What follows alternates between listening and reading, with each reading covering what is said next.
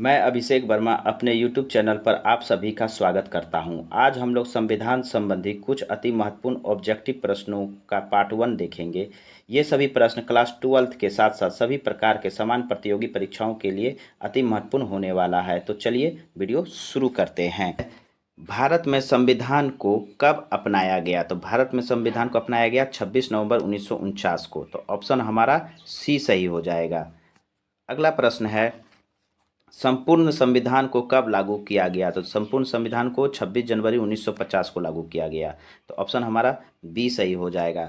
अगला प्रश्न है, भारतीय संविधान का पिता किसे कहा जाता है? तो भारतीय संविधान का पिता डॉक्टर भीमराव अंबेडकर को कहा जाता है। तो ऑप्शन हमारा डी सही हो जाएगा। अगला प्रश्न है, मूल संविधान में कितने अनुच्छेद थे? तो मूल संविधान में 395 अनुच्छेद थे। तो ऑप्शन हमारा बी सही हो जाएगा।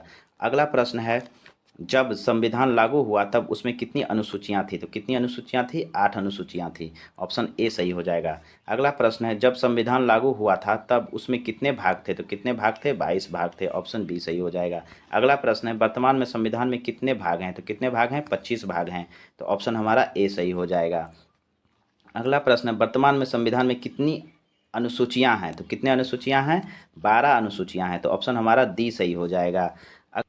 अगला प्रश्न है, संविधान सभा का प्रथम बैठक कब हुआ था? तो 9 दिसंबर 1946 को संविधान सभा का प्रथम बैठक हुआ था। तो ऑप्शन हमारा सी सही हो जाएगा। प्रश्न है, संविधान सभा का अस्थाई अध्यक्ष किसे चुना गया था? सॉरी, यह सदस्य नहीं, यहाँ अध्यक्ष होगा। तो अध्यक्ष किसे चुना गया था? तो डॉक्टर राजेंद्र प्रसाद को। तो ऑप्शन हमारा सी सही हो जाएगा। अगला प्रश्न है, संविधान सभा का अस्थायी अध्यक्ष किसे चुना गया था? तो संविधान सभा का अस्थायी अध्यक्ष डॉक्टर सच्चिदानंद सिन्हा को चुना गया था। तो ऑप्शन हमारा सी सही हो जाएगा।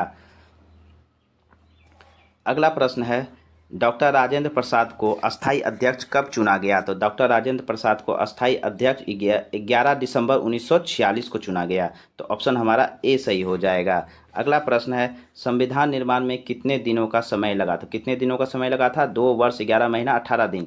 तो ऑप्शन हमारा ए सही हो जाएगा। अगला प्रश्न है, पंडित जवाहरलाल नेहरू के द्वारा उद्देश्य प्रस्ताव प्रस्तुत कर संविधान निर्माण का कार्य प्रारंभ कब किया गया? तो कब किया गया था? 13 दिसंबर 1946 को। तो ऑप्शन हमारा ए सही हो जाएगा। अगला प्रश्न है, संविधान सभा में प्रारूप समिति के अध्यक्ष कौन थे? तो कौन थे? डॉक्टर भीमराव अंबेडकर थे। तो हमारा ऑप्शन सी सही हो जाएगा। अगला प्रश्न है, संविधान सभा का अंतिम बैठक कब हुआ था? तो संविधान सभा का अंतिम बैठक हुआ था 24 जनवरी 1950 को। तो हमारा ऑप्शन क्या हो जाएगा? बी सही हो जाएगा। अगला प्रश्न है, संविधान सभा का गठन किस मिशन योजना के अनुसार किया गया था? तो किसके अनुसार किया गया था? कैबिनेट मिशन योजना के अनुसार।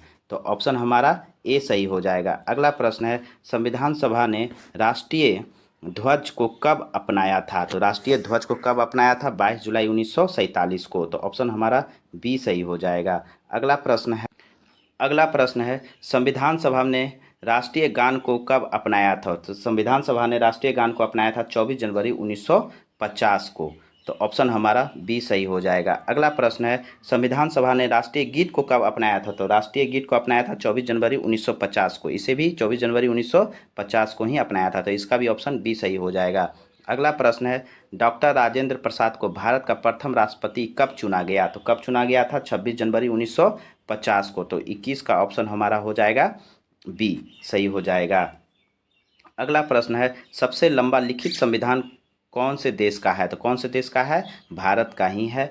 अगला प्रश्न है, आपातकाल के दौरान कौन से संविधान संशोधन द्वारा प्रस्तावना में समाजवादी, धर्मनिरपेक्ष और अखंडता शब्द जोड़े गए?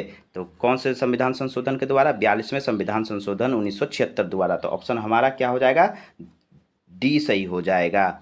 अगला प्रश्न है, 42वें संविधान संशोधन 1976 को किस नाम से जाना जाता है? तो किस नाम से जाना जाता है? मिनी संविधान के नाम से जाना जाता है। तो ऑप्शन हमारा ए सही हो जाएगा। अगला प्रश्न है, संविधान सभा का उपाध्यक्ष के रूप में किसे चुना गया? तो संविधान सभा का उपाध्यक्ष के रूप में एच.सी. मुखर्जी को चुना गया। तो ऑप्शन हमारा सी सही हो जाएगा।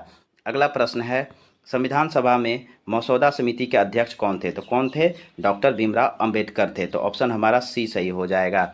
अगला प्रश्न है, भारत में प्रथम आम चुनाव कब आयोजित किया गया था? तो कब आयोजित किया गया था? 1952 में। तो ऑप्शन हमारा ए सही हो जाएगा। अगला प्रश्न है, कौन बम्बई प्रेसिडेंसी से संविधान सभा के लिए चुना गया था? तो कौन चुना गया था?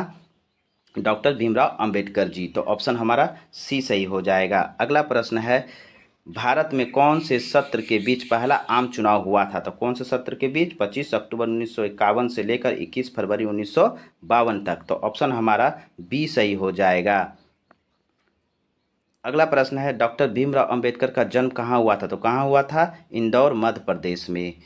अगला प्रश्न है, भारतीय संविधान का अभिभावक कौन है? तो भारतीय संविधान का अभिभावक भारत का उच्चतम न्यायालय होता है। तो ऑप्शन हमारा बी सही हो जाएगा। अगला प्रश्न है, भारतीय संविधान का मसौदा किस दिन पूरा किया गया था? तो किस दिन पूरा किया गया था? 26 नवंबर 1949 को। किस दिन? 26 नवंबर 1949 को। तो ऑप्शन हमारा क्या हो जाएगा? डी सही हो जाएगा।